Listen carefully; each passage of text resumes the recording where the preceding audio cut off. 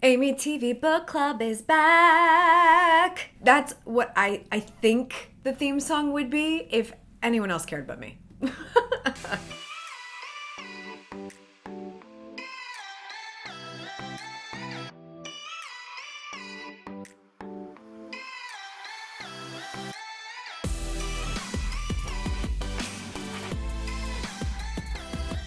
Good morning, good life. Welcome back to AmyTV, where we come together to help you go after the life you want. And we're back finally for an episode of AmyTV Book Club. You might remember that typically I would do like a little advance notice announcement for AmyTV Book Club to my Instagram and to my community tab on YouTube to let you know what I'm reading so that you can read along with me, and then we have these little book clubs together just like any other book club would. But because I'm reading so many books in so many different ways and formats all the time, I just found it was really hard to pick just one, and I wanted to be able to go with the one in my gut that was going to resonate with you the most once I had read it. So it turns out probably better for me to make the video about it if I've already read it. So sorry, no advance notice anymore, but I am planning on making this a very regular episode on AmyTV, so make sure you subscribe, be a part of the A Million. That's a hashtag that doesn't really sound right coming out of my mouth, but it's a pun, I think. I don't know. Be a part of our crew. We are trying to get to 1 million subscribers so that we can show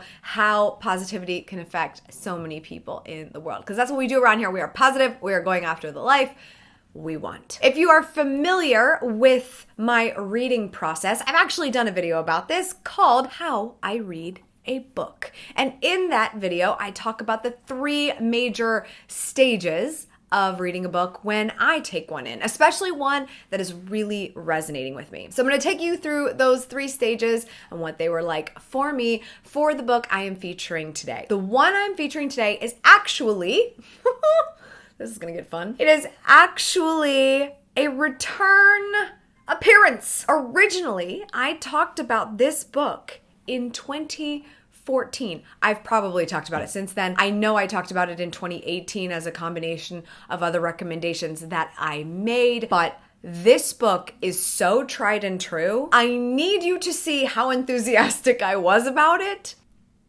Math. 6 years ago. The book I'm going to share with you today, and the book that completely changed my life as an introvert, especially as an introvert in business and as a business woman overall, is Keith Ferrazzi's Never Eat Alone. Let's see what my initial take was on it. I've definitely heard about this book before, and I thought, orange, great title, gotta read it. I am so glad I did. I just finished it this weekend, and if it weren't for travel and holidays, I would not have put it down. Never Eat Alone and Other Secrets to Success, One Relationship at a Time is a book by Keith Ferrazzi, and I truly believe is the Bible to networking.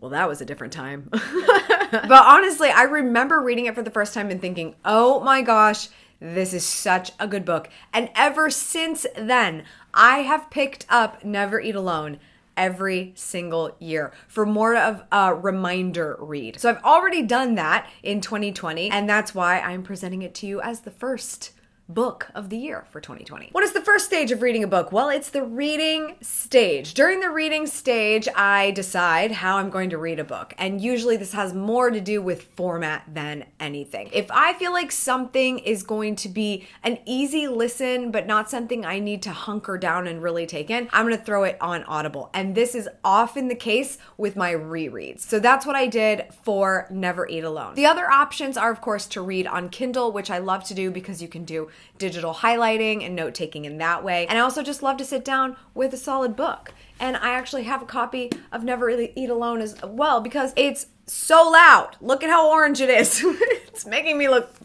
very pale. It's like, get out of my shot, man. So it kind of depends on the book. In this particular case, because I read it every year, and actually now I want to make sure that I read the updated version. The first version that I ever read, and this version I have here, is the first one that he published. So if you want to read about Palm Pilots, pick it up. If you don't know what a Palm Pilot is, that's okay.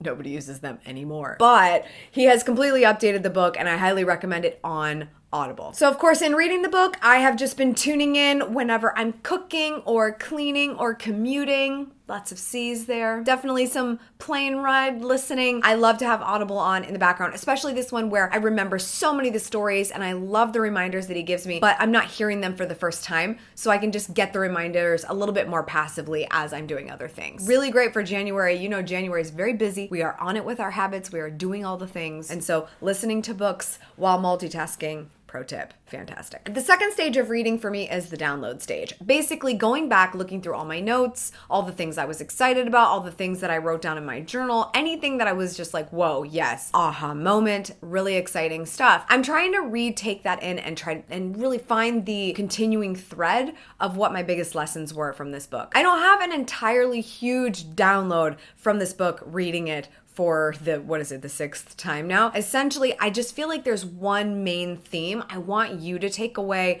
from my review of it again and why you should pick it up if you haven't yet. Networking has been given this really nasty connotation. It bugs me because it's like, we need a word that replaces the word networking. What can it be? Because it's like everyone thinks that networking is scary, it's weird, it's only what people do when they're dishing out business cards. That's not true. If you're really, really good at networking, you have mastered what it means to be generous with people so that will maybe pay you back in another way. But really focusing on delivering first. That resonates with me because I'm an introvert. I would much rather stay home. I don't want to go anywhere. I don't want to go shaking hands and kissing babies. I just want to deliver in the best way that I can. And that doesn't always take shape by me going out and actually one-on-one meeting people. Now, that being said, one-on-one meetings are super important, but they don't have to be cold and they don't have to be weird or in contexts that aren't familiar to us. And I think that's the thing that he delivers so well in this book, is that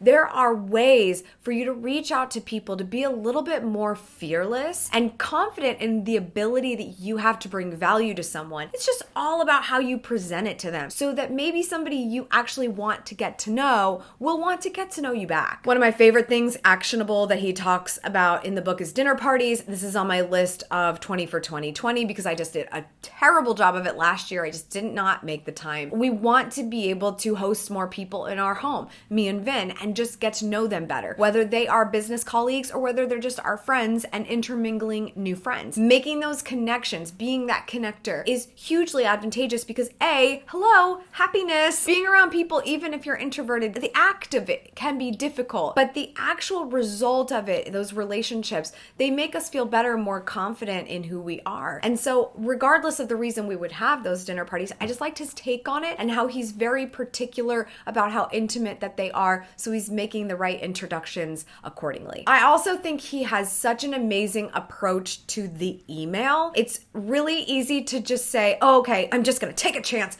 I'm gonna send this email to somebody and see if they reply, and then if they don't, the second or the third time you think you failed and that this doesn't work. But in all actuality, we're not getting outside of ourselves to think about what would actually sound interesting and valuable to someone. Also, emails are annoying. Do it a lot quicker, okay? Nobody needs your life story. There's a great example in there where I think he had an assistant who, I don't know how I don't have this memorized, who it was in his life that this was, but somebody who would always read their emails out loud and in a very conversational tone to make sure it kind of sounded in a conversational tone, because text can be received in so many different ways, but also to make sure that it didn't take longer than 45 seconds. That is genius. If your email takes longer than a minute to read and I had to scroll to see all of it, don't bother me. I don't know about you, but emails are not my favorite thing. That being said, they're very efficient. It's really easy to keep up with stuff with email, but if you get too long-winded and crazy, it's less likely to get a reply right away. We've all made that excuse like, oh, I'm gonna check that later because I'm gonna give it its undivided attention. If you want someone to keep saying that about your email, then keep doing what you're doing. But if you would rather somebody go, oh, this is easy, this is a quick reply, I can just get to this right now, you are opening up the opportunity for a conversation to start, potentially with somebody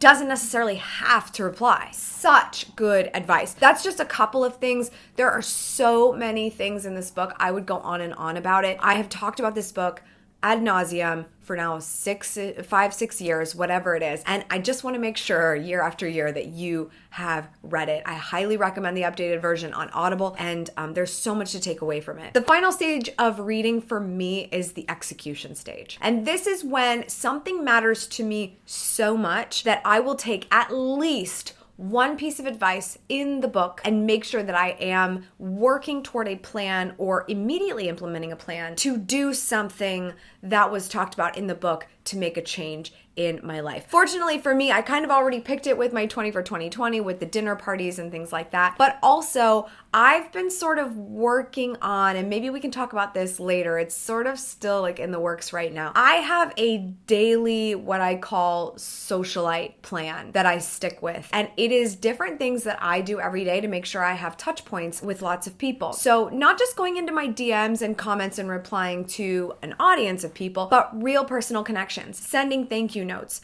replying to somebody's email, sending somebody a text message I haven't talked to in numbers of years. I have a process I actually go through every day that helps me make sure I keep relationships fresh in my life and in my business. I think there were just some things in here that I might tweak a little bit in that process, add on in that process. It's really easy to let this process get way too big and then it's overwhelming and you don't do any of it. And then instead of reaching out to your goal of 5 to 10 people, you reached out to 0. So you got to be really careful with it. But it's so important to continue to build relationships. And for me, it's very easy to stay behind the computer, be on the hamster wheel, get all this stuff done, but not actually reach out to the people that I've worked so hard to travel to see and make those connections. It's all about the follow-up. Keith talks about this so much in the book. It is all about the follow-up. This is typically where people go wrong. They make the initial conversation happen, but then they don't do anything about it afterward. They don't keep it going. You don't have to talk to somebody every day for them to know who you are, but what are you doing to make sure they know who you are? She's so passionate. Oh my God.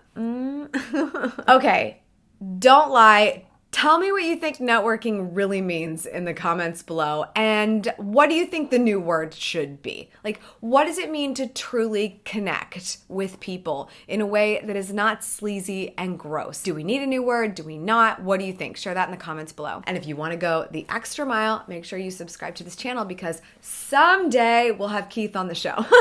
Actually, let's do this. I will put a tweet in the description for you to go and, or you can just, whatever you do on your social media platform of choice, go tell Keith to come on the podcast. I think that would be such a good conversation. Clearly, I'm a big fan. And if you guys want to know more about this and any more tips that he has, maybe we can make that happen. That's all for today. Thank you so much for tuning in. I appreciate it as always. Make sure you subscribe for good vibes, kiss the ones you love, and go after the life you want.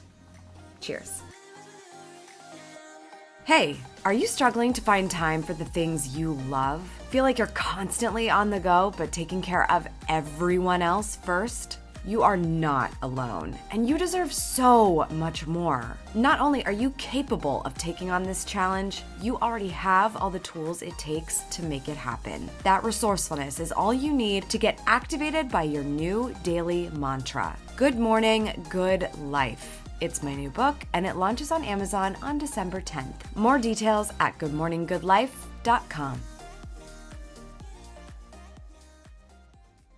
Sun is definitely going down, so risking it with the lighting again. I just love it. It's like an adventure. Is this thing on? I hope this worked out okay. I know I keep changing my camera and my audio situation.